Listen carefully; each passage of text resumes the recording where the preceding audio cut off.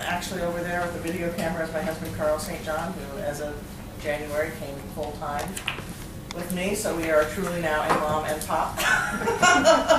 And so we appreciate you continued support and coming to things like this. This is the first time we've actually done a Sunday afternoon visiting chef. I think I kind of like it. Yes. Couple of notes I want to make. This is the last time we're doing the full color brochure. It's gotten very expensive to produce. We throw a lot out at the end of each session. We have a completely new website. It has an interactive brochure on it, and it has a brochure you can download and print. So there's lots of things on there. The videotaping that we're doing now will be up on our YouTube channel, so you can, there's a direct link to that, so you can check out little snippets of classes, see what things are about as well. So that is good. We are hoping to have the new brochure online by mid-May. And if you are not on our email list, there is a evaluation sheet at the back of your recipes. So not only can you evaluate Hugh, determine whether he comes back again. There is a place to put your email, and that will also get you our monthly newsletter that we're doing now. Having the brochure the way it's going to be is going to allow us to add classes more frequently, new dates, or if we come up with an idea that didn't quite make the printed, then we can actually plug it in. Let's start. Let's start, Bob. It's a special pleasure to come back. There's so many happy memories connected with this, even with the automobile accident, the snowstorm. It really is fantastic, and it's of course I think it's a fantastic time to be a cooker and an eater in this country. When you think about what we had available 40 years ago in the availability of ingredients in the supermarkets, and I remember going into Byerly's, a huge supermarket in Minneapolis for the first time in 1982 in the middle of winter, and all they had were carrots and iceberg lettuce, shrink wrapped, and cucumbers, and that was about it. In the produce section, no herbs, nothing. And today, of course, there's just a wonderful availability of ingredients, and I think cooking is so much more fun when you have fantastic ingredients to work with. And they're fantastic pots and pans and great ovens and stovetops and cutting boards and so forth that also make all the preparation more fun and easier and quicker to do. So it really is a heyday, I think, of being a cooker and an eater. And today Ann and I have worked with Ann quite a few times here, and with Paula, who will race around like mad as well. And we're going to do sort of Asian street food. I don't know how many of you have been to Asia, but we are, as a group, actually leaving this afternoon to fly to Bangkok.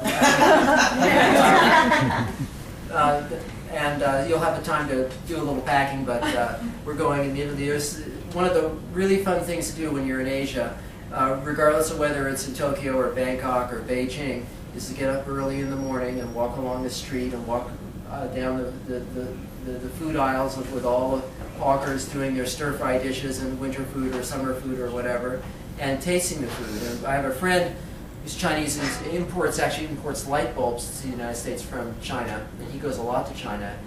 But he's always concerned about food safety in these stalls and so forth. And so what he does is he brings throwaway plates, just little throwaway plates, plastic bags to line the plates if he wants to, pull apart throwaway chopsticks. And anything that comes out of a hot pan is going to be completely safe to eat. I mean, if it's not safe to eat, it's gone on a dirty plate. So hours, which you can use special.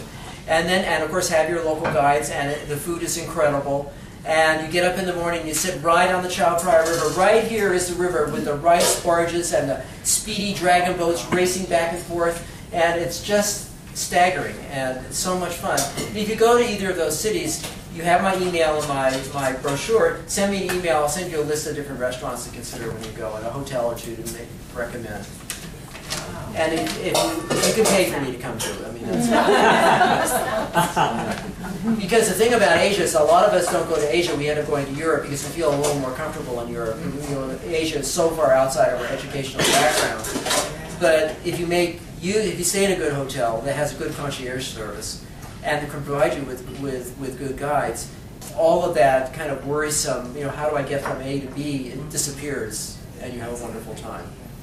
So in these dumplings, these are the Shanghai pot stickers. Now if you make the Shanghai pot stickers, you serve them to your dinner guests as an appetizer, and your dinner guests have just been to Shanghai, you call these pot stickers Laotian. Because there's always a level of fraud everywhere. It's true. So some of you have been to Asia, you know these are folded like what the Chinese call shumai, open-faced dumplings. So the filling, the ginger was finely minced in a little electric mini chopper. That took about 2 seconds to do. You just cut off some thin ginger, put it in the mini chopper, pulse it on and off, you find it finely minced. You could have taken the ginger, do we have one of those microplanes? You could have taken the ginger and you could have microplaned it. It's much more time consuming to microplane it than to put it in a mini chopper. I'd suggest the mini chopper is a much better idea, but we'll talk about that microplane later on. It called for green onions, finely chopped. You could do that in the mini chopper also. Call for ground pork, but you don't like ground pork. This is delicious with ground pork, ground veal, ground lamb. It's delicious with ground lamb. Lots of flavor. Freshly ground lamb from the good market down here. Wonderful with finely chopped raw salmon that you chopped up in the food processor. You didn't chop it by hand, cutting yourself. Same thing, wonderful instead of with pork, with raw shrimp that you bought, just medium shrimp, shelled deveined from a good market, pop it in your food processor, pulse it once or twice, put it in the bowl, measure out the oyster sauce and the green onions and the ginger. You've got a shrimp filling instead of a pork filling. Lousy, absolutely lousy with ground chicken and ground turkey.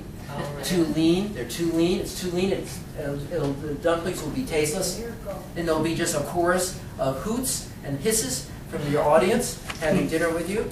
I don't think it's particularly good with ground beef, you know, a little strong tasting, but ground lamb is great, so I don't know why it's that difference, but I prefer ground lamb and ground beef. So those are all variations in this recipe.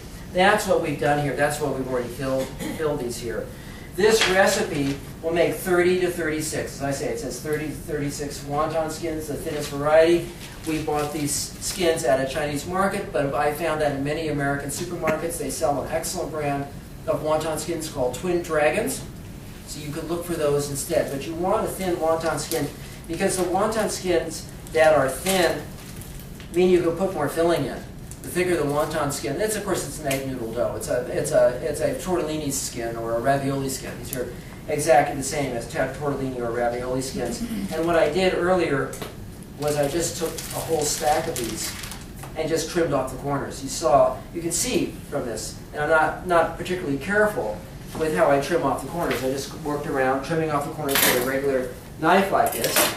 And I don't buy the round ones because the round ones are too big. And you'll end up with a big dumpling, then you have to serve with an appetizer fork, an appetizer plate, a knife to cut the dumpling. You want to just be able to serve this with a toothpick. So you stab these cooked with a toothpick, and then down the tube it goes while you reach for another one to stab. All right? So you trim them so that they're a smaller size, like this. And you trim them all together. You don't trim them in separate pieces, as I did before I went into therapy. And so here you have these very thin pieces like this. The next thing is that often these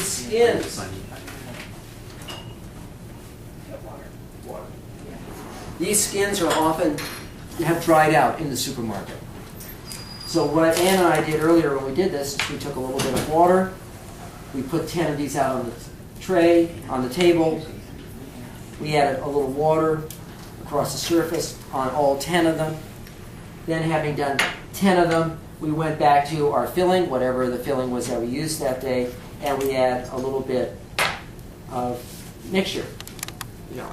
And as Jerry knows, I'm extremely frugal, so we add a small amount. Now, if dinner guests are coming to your house who might bequeath you something, hopefully sooner than later, I mean, a late bequeathal is not nearly as much appreciated as an early one, then you could use a little bit more of this fatty meat. And you could put a little bit more of this in and put a little more in. All right, so that's the amount that you put in. And it may look as if it's a large amount, but it's probably 2 teaspoons at the most. It's not even a tablespoon in here.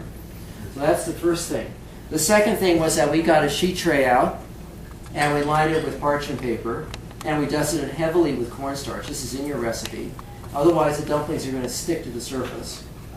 So it's not going to work on wax paper, not going to work